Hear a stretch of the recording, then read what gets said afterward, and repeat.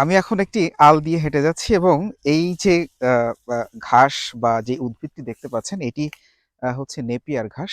যেটিকে অন্যান্য নামেও ডাকা হচ্ছে, বলা হচ্ছে এলিফ্যান্ট গ্রাস বা উগান্ডা ঘাস। এবং আমাদের যাদের পতিত জমি বা অনাবাদি জমি রয়েছে সেখানে চাইলে কিন্তু এই ঘাস চাষ করা যায় এবং এর বিজ্ঞানভিত্তিক নাম হচ্ছে সেন্টরাস পারপিউরিয়াস এবং এটি পোয়েসি গোত্রের একটি উদ্ভিদ এবং এটি বহুবর্ষজীবী।